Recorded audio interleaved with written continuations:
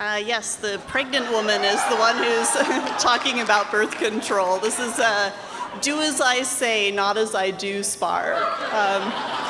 But throughout history, people have been working really hard to control their reproduction. Camel traders used to place rocks in a camel's uterus to keep it from getting pregnant on long desert crossings.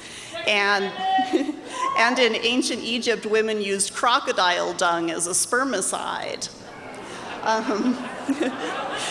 Plants have been very effective. Plants like rue and white pepper, and some are even known about today. Nirvana's song Pennyroyal Tea is about the use of pennyroyal as an abortifacient. Some plants were very effective. In ancient Greece, the entire city of Cyrene's economy was based on the export of silphium, a member of the giant fern family. Silphium was very effective. Scientists believe that it may have been as effective as modern birth control pills, but it was difficult to cultivate, and it was used to the point of extinction by the 4th century AD. Some things were really bad ideas. In China, women used to drink mercury and lead, and in the Middle Ages, women would drink the water that blacksmiths cooled their lead tools in to prevent conception. Some things were just plain superstitious. In the Middle Ages, women would jump backwards 9 steps or walk in a circle around the spot where a pregnant wolf had urinated. Good luck finding that. More recently, people have tried having sex while standing up, douching with Coke, or using candy bar wrappers as condoms. Thank you, abstinence-only education. The rhythm method, or Catholic roulette, used to be very ineffective when they believed that women were most fertile during their periods. However, now the fertility awareness method, as it's more often called, can actually be about 90% effective with careful temperature charting, intercourse avoidance during actual peak fertility. IUDs have been around for centuries. Remember the camels? They experienced a resurgence in the 60s and 70s. They weren't very effective, but they were really cheap and easy to manufacture.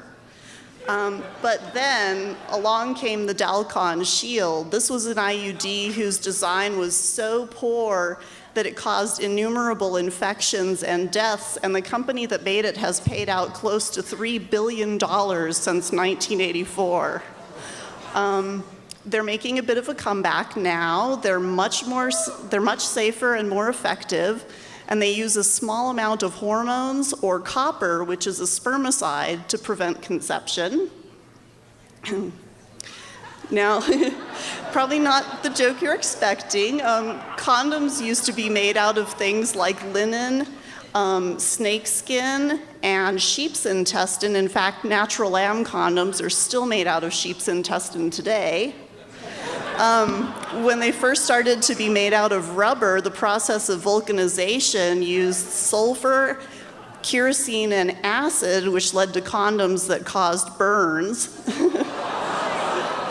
And today, condoms are ubiquitous. You can get colored condoms, glow-in-the-dark condoms, a French tickler.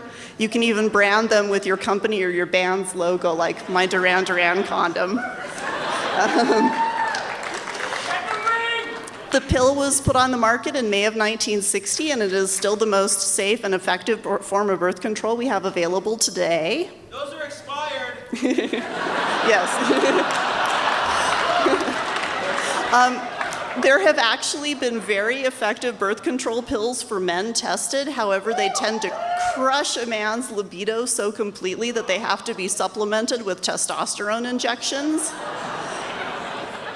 And you may have seen an article in Wired recently about a reversible chemical vasectomy for men. I was really disappointed to see that, because if you know Wired's track record over the last 20 years, it's probably the last we'll ever hear of that. So. But babies should be a choice, and everyone should have the technology and the knowledge available so that you can choose to have a baby when you want and not just accidentally.